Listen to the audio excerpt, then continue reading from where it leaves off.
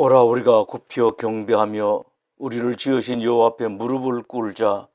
그는 우리 하나님이시요 우리는 그가 기르시는 백성이며 그의 손에 돌보시는 양이기 때문이로다. 하나님은 영이시니 예배하는 자가 영과 진리로 예배할지니라. 아멘. 오늘 우리에게 주신 하나님 말씀은 누가복음 16장입니다. 누가복음 16장 19절에서 28절입니다. 이제 이 성경 봉독할 때에 여러분 모두 이 시간 여러분에게 주시는 하나님의 음성을 들으실 수 있기 바랍니다. 한 부자가 있어 자색 옷과 고운 베옷을 입고 날마다 호화롭게 즐기더라. 그런데 나사로라 하는 이름하는 한 거지가 헌데투성이로 그의 대문 앞에 벌어진 채 그 부자의 상에서 떨어지는 것으로 배불리려 하며 심지어 개들이 와서 그 헌데를 핥더라. 이에 그 거지가 죽어 천사들에게 받들려 아브라함의 품에 들어가고 부자도 죽어 장사되매 그가 음부에서 고통 중에 눈을 들어 멀리 아브라함과 그의 품에 있는 나사로를 보고 불러 아뢰되 아버지 아브라함이여 나를 긍휼히 여기사 나사로를 보내어 그 손가락 끝에 물을 찍어 내 혀를 서늘하게 하소서. 내가 이 불꽃 가운데서 괴로워하나이다. 아브라함이 이르되 예 너는 살았을 때 좋은 것을 받았고 나사로는 고난을 받았으니 이것을 기억하라. 이제 그는 여기서 위로를 받고 너는 괴로움을 받느니라. 그뿐 아니라 너희와 우리 사이에 큰 구렁텅이가 놓여 있어 여기서 너에게 건너가고자 하되 갈 수 없고 거기서 우리에게 건너올 수도 없게 하였느니라. 이르되 그러면 아버지여 구하노니 나사로를 내 아버지 집에 보내소서. 내 형제 5이 있으니 그들에게 증언하게 하여 그들로 이 고통 받는 곳에 오지 않게 하소서. 무척이나 가난한 집의 한 아이에게 형이 있었습니다. 너무나 가난했기 때문에 어린 나이에도 형은 도시에 나가 일을 해야 했습니다. 혼자 있기가 너무 힘들었던지 형은 12살짜리 동생의 일자리를 구해놓고 데리러 왔습니다. 동생은 집을 떠나기가 너무도 싫었습니다. 한사 꼭 가지 않겠다고 고집을 부렸지만 가족들이 모여 의논한 끝에 모두들 가야 한다고 했습니다. 몹시 추운 11월 어느 날 아침 동생은 형과 함께 집을 나섰습니다. 도시로 가는 길에 내내 울었습니다. 젖소의 젖짜는 일을 도와주는 것이 동생의 일이었습니다. 동생은 그 집이 너무 싫었습니다. 그 집에서 있은 지 1시간밖에 지나지 않았는데 마치 일주일이나 되는 듯 했습니다. 형에게 집에 돌아가겠다고 했습니다. 형이 말렸지만 형의 말이 귀에 들리지 않았습니다.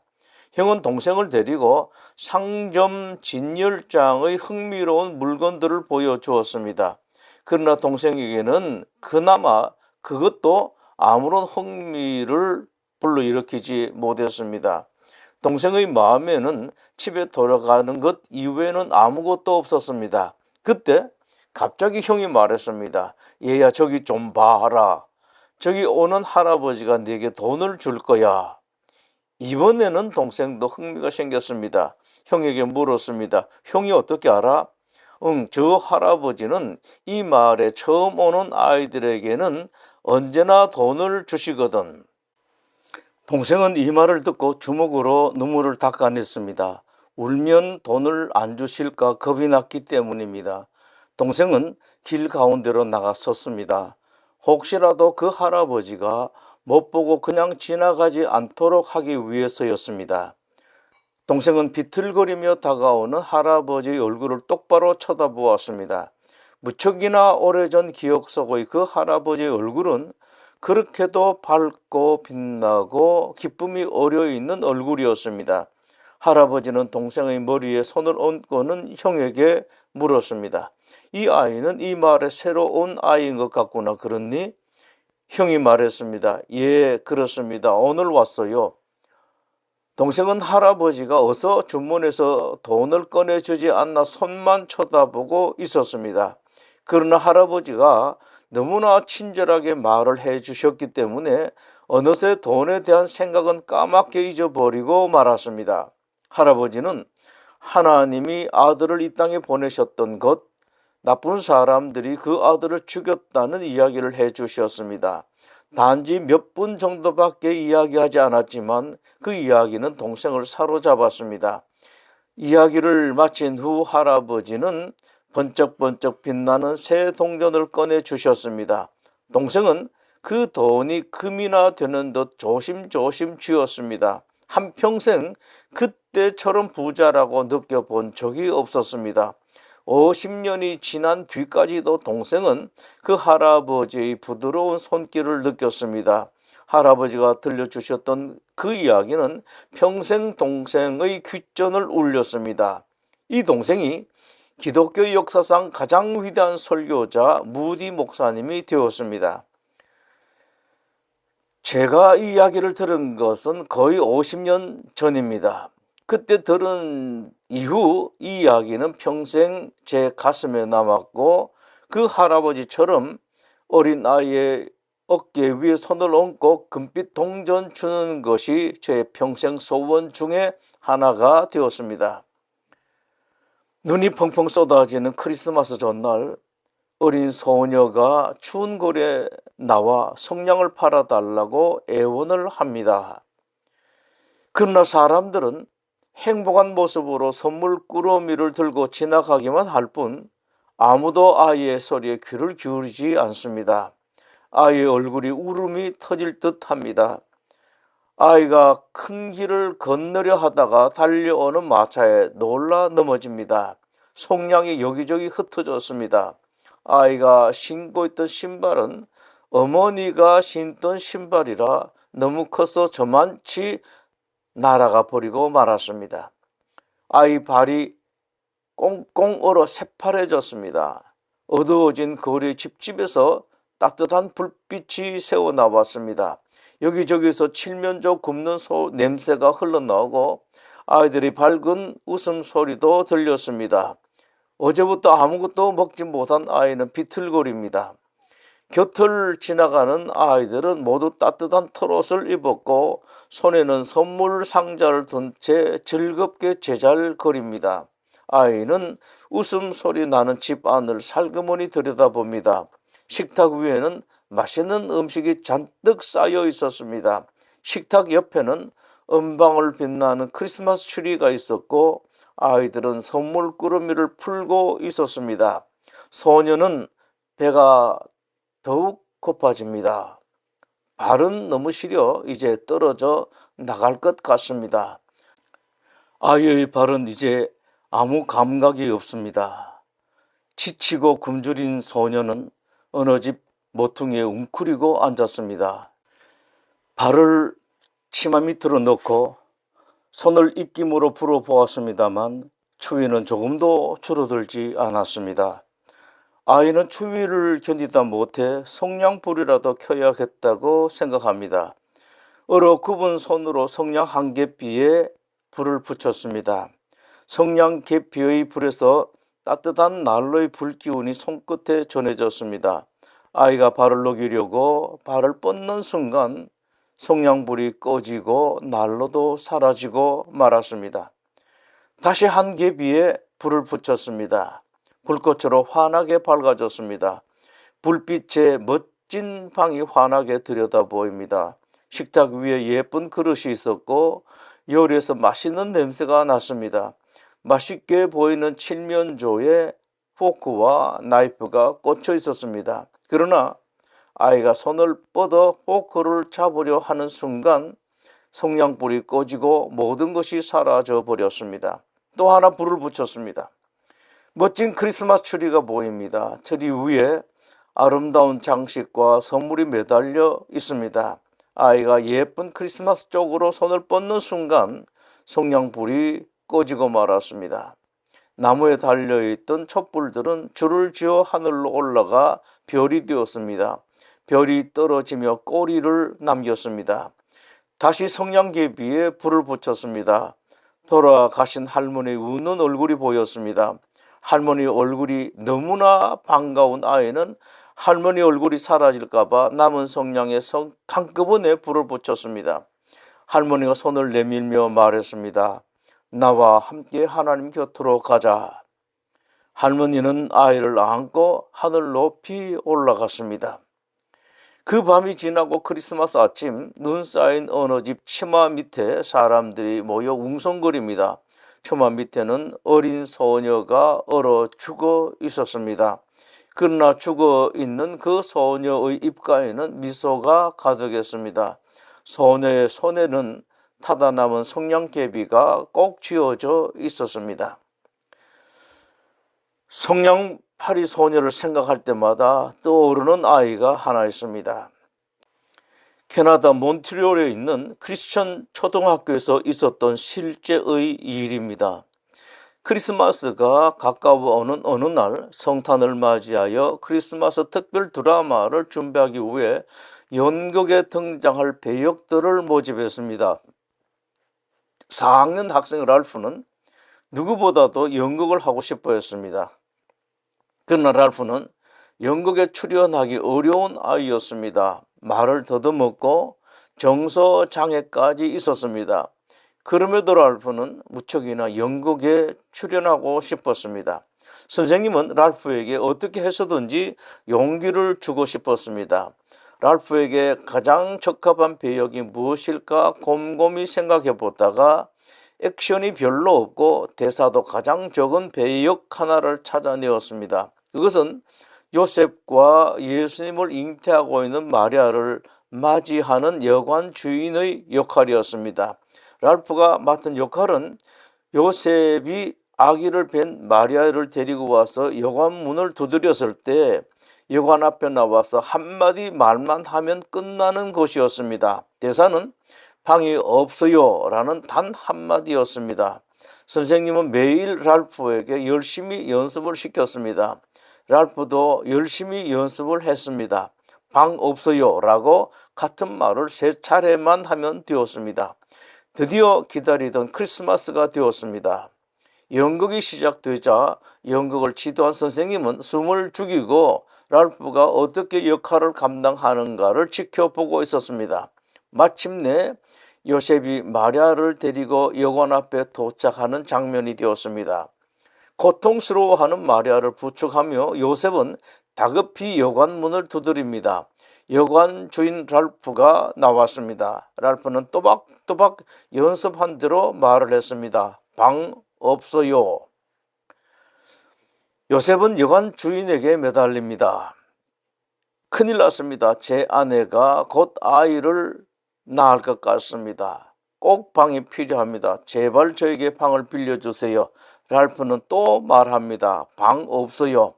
이제 한 번만 더 하면 성공입니다. 다시 요셉이 사정을 합니다. 제발 부탁드립니다. 곧 아기가 나올 것 같습니다. 제발 저에게 방을 주세요. 이 말을 듣는 랄프의 눈에 눈물이 글썽거리기 시작했습니다. 그리고 랄프가 큰 소리로 말합니다. 그러면요, 제 방으로 오세요. 이 랄프가 성냥팔이 소녀를 봤다면 틀림없이 이렇게 말했을 것입니다.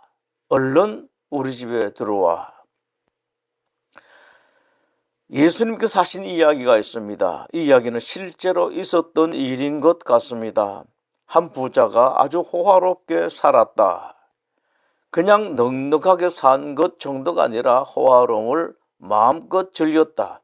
그런데 그의 집 앞에 나사로라는 거지가 온몸에 혼대투성이로 버려진 채 그 집에서 나오는 쓰레기 음식물로 연명하고 있었다. 그러다 나사로가 죽었다. 부자도 죽었다. 나사로는 이제 더 이상 고통이 없는 평화로운 곳으로, 그러나 부자는 거지와 정반대의 곳으로 가고 말았다. 부자가 간 곳은 고통이 몹시도 심한 곳, 물 한 방울이 아쉬운 곳이었다. 부자가 천국에서 행복을 누리고 있는 나사로를 보게 되었다. 부자가 천국을 향하여 안타깝게 호소했다. 우리 집 앞에서 살던 저 거지를 시켜서 물 한 방울만 손가락에 찍어서 제 혀를 죽여 주십시오.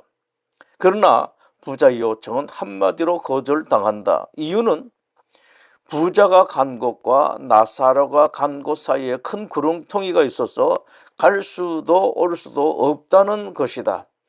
절대 불가능하다는 것을 알게 된 부자는 자기는 포기하고 자기 형제들만이라도 자기가 당하는 고통을 받지 않게 하고 싶어 또 부탁한다.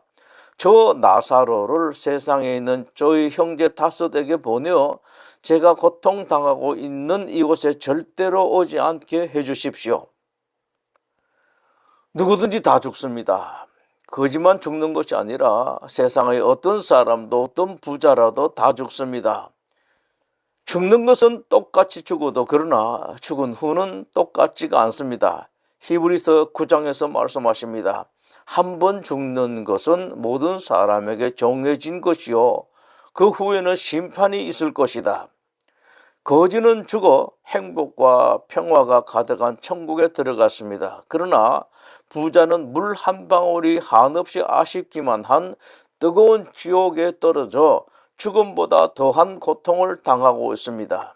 여러분, 부자가 왜 지옥에 갔을까요?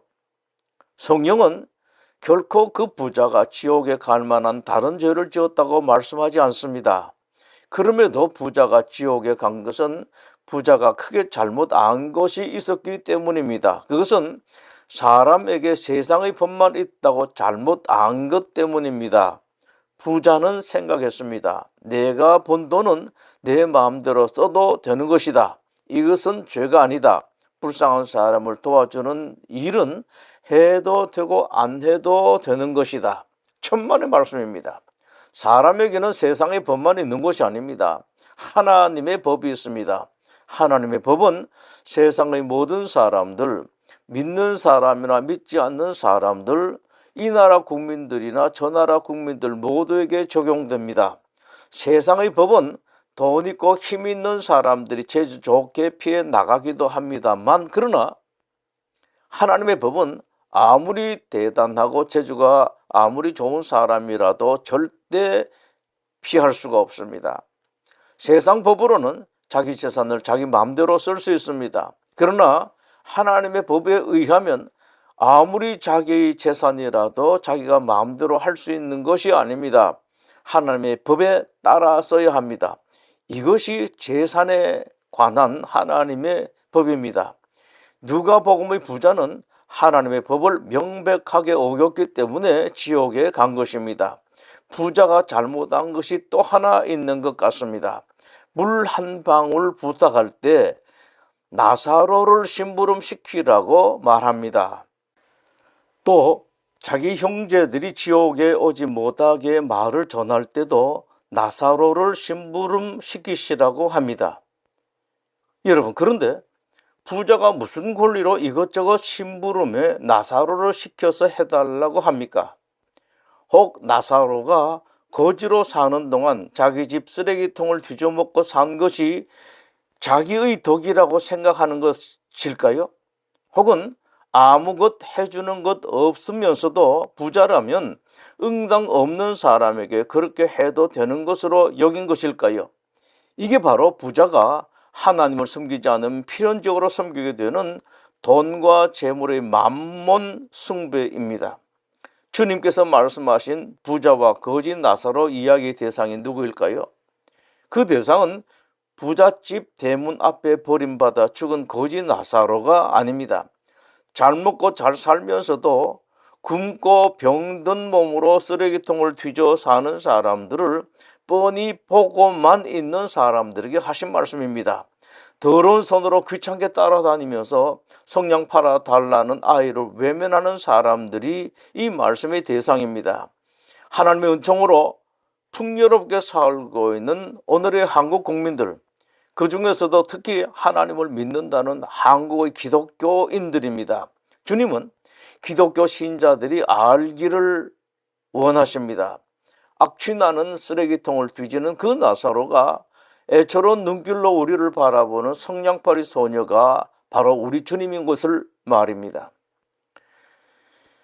마태복음 25장의 오른쪽 사람들은 그것을 알았습니다. 그 사람들은 줄인 사람들에게 먹을 것을 주었고 목마른 사람들에게 마시게 하였고 지친 나그네들을 영접하였고 헐벗은 사람들에게 옷을 입혔고 병든 사람들을 치료해 주었고 옥에 갇힌 사람들을 찾아보았습니다. 그 오른쪽 사람들에게 주님께서 말씀하셨습니다. 내 아버지께 복받을 자들이여 나와 창세로부터 너희를 위하여 예비된 나라를 상속받으라. 그러면서 하신 말씀을 잘 기억하십시오. 내가 진실로 너에게 이르노니 너희가 여기 내 형제 중에 지극히 작은 자 하나에게 한 것이 곧 내게 한 것이니라. 매년 성탄절에 주님은 우리에게 오십니다. 성냥을 팔아달라고 새파랗게 은손을 내미는 소녀로, 냄새나는 몸으로 쓰레기통을 뒤지는 거지로, 가족의 생계를 위해 온갖 허드렛 일을 마다하는 외국인 근로자, 죽음과 같은 고통 속에서 하루하루 살아가는 난민촌의 난민으로 오십니다. 누가 이들을 도와줘야 하겠습니까? 누가 이들을 먹이겠습니까? 여러분이 하십시오. 오른쪽 사람들이 한 그 일을 여러분이 하십시오. 기도하겠습니다. 우리를 구원하기 위하여, 우리의 참된 행복, 최고의 행복을 위하여 우리 대신 십자가에 죽으신 우리 주님 예수 그리스도의 은혜와 인생과 역사의 주인이신 아버지 하나님의 지극하신 사랑하심과 성령님의 감동, 감화, 교통하시는 은사가 이 자리에 함께한 하나님의 모든 성도들과 그 가정들을 위해 지금부터 영원토록 함께 하시옵기를 간절히 축원하옵나이다. 아멘.